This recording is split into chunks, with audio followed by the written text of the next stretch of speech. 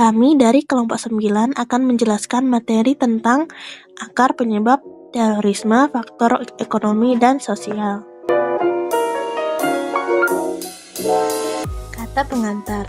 Pada masa globalisasi yang semakin kompleks, terorisme merupakan salah satu masalah utama yang dialami masyarakat dunia. Tentunya, terorisme memiliki faktor akar penyebabnya masing-masing. Diskusi kali ini bertujuan untuk mendalami faktor sosial dan juga faktor ekonomi yang memunculkan ekstremisme. Dengan ini diharapkan dapat memberikan wawasan yang lebih mengenai dinamika yang memicu tindakan Definisi konsep. Faktor penyebab terorisme di bidang ekonomi dan sosial dapat didefinisikan sebagai kondisi dan situasi yang menciptakan ketidakpuasan, ketidakstabilan, atau ketidakadilan dalam masyarakat, yang dapat memicu individu atau kelompok untuk menggunakan kekerasan demi mencapai tujuan tertentu. Akar penyebab. Salah satu akar permasalahan utama dalam terorisme adalah ketidakpuasan sosial dan ekonomi. Misalnya, kelompok yang merasa terpinggirkan secara sosial maupun ekonomi mungkin lebih rentan terhadap pengaruh rekrutmen teroris. Faktor sosial. Ketidakpuasan dalam masyarakat. Ketidakpuasan ini bisa berkembang ketika ada ketidaksetaraan sosial, ketidakadilan, atau ketidakpuasan terhadap pemerintah.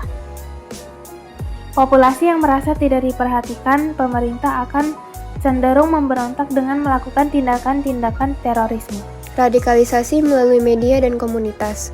Di era digital ini, hampir seluruh individu menggunakan internet. Kelompok teroris memanfaatkan teknologi ini untuk menyebarkan ideologi ekstremis untuk merekrut anggota baru. Individu yang kurang akan sosialnya dapat mudah terpengaruh oleh konten-konten radikal ini. Selanjutnya, krisis identitas dan marginalisasi. Individu yang merasa terasingkan dari masyarakat seringkali mengalami krisis identitas. Hal ini makin diperkuat dengan adanya marginalisasi sosial, baik secara etnis, agama, maupun ekonomi. Ini mendorong para individu ini untuk mencari pengakuan dalam kelompok ekstremis karena kelompok ini sering menawarkan identitas yang kuat dan rasa tujuan hidup yang tidak ada dalam kehidupan individu tersebut. Selanjutnya dalam faktor ekonomi. Kemiskinan, ketidaksetaraan ekonomi, dan kurangnya akses terhadap peluang ekonomi yang adil dapat menjadi sumber ketidakpuasan yang dapat dimanfaatkan oleh kelompok teroris.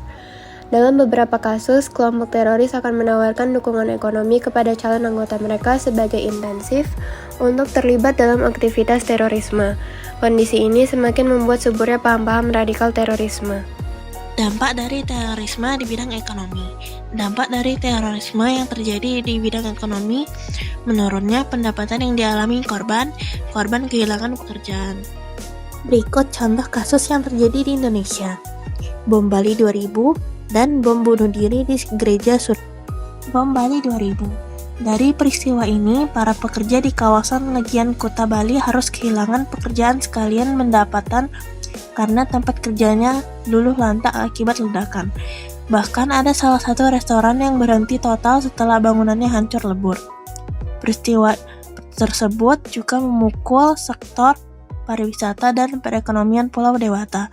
Sejumlah negara, terutama yang warga negaranya menjadi korban bom, secara tegas melarang warganya mengunjungi Bali untuk sementara waktu.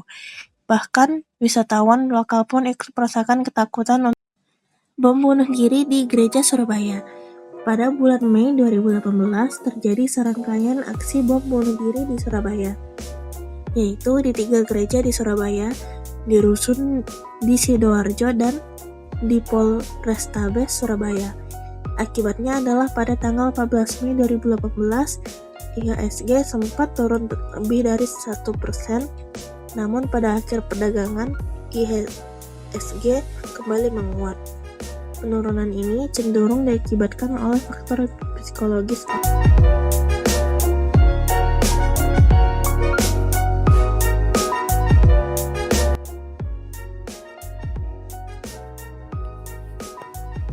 Tantangan ekonomi.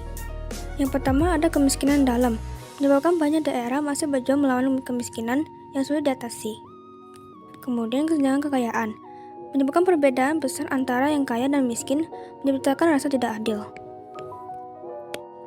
Kemudian adanya tingkat pengangguran tinggi, menyebabkan banyak orang, terutama pemuda, sulit mendapatkan pekerjaan membuat mereka rentan terhadap radikalisasi. Dan yang keempat, akses pendidikan terbatas menyebabkan sulit memberikan pendidikan yang baik di daerah yang kurang berkembang atau terpencil.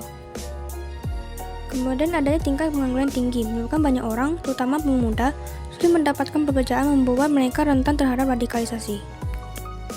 Dan yang keempat, akses pendidikan terbatas menyebabkan sulit memberikan pendidikan yang baik di daerah yang kurang berkembang atau terpencil. Selain tantangan ekonomi, ada juga tantangan sosial. Yang pertama yaitu diskriminasi. Kelompok-kelompok tertentu sering merasa diabaikan membuat mereka lebih mudah terpengaruh oleh ide-ide ekstrim. Yang kedua, adanya budaya kekerasan. Terkadang dukungan untuk kekerasan bisa menjadi bagian dari cara hidup. Yang ketiga, ada pecahnya komunitas. Yang ketiga, pecahnya komunitas. Kesulitan untuk membangun. Yang ketiga, pecahnya komunitas. Kesulitan untuk membangun hubungan baik di masyarakat yang terpecah-pecah. Lalu adanya pengaruh media sosial. Propaganda ekstremis di internet sulit. Lalu yang keempat, adanya pengaruh media sosial. Propaganda ekstremis di internet sulit untuk dihentikan. Kemudian kita masuk ke dalam kendala dalam penanganan. Kurangnya kerjasama antar negara. Terorisme adalah masalah global, tetapi kerjasama antar negara masih lemah. Kemudian sumber daya yang terbatas. Negara-negara miskin sering tidak memiliki cukup uang atau teknologi untuk melawan terorisme.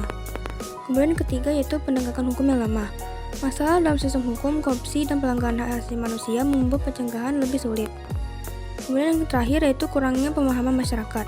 Banyak orang masih kurang paham tentang bahaya radikalisme sehingga upaya pencegahan tidak terbatas.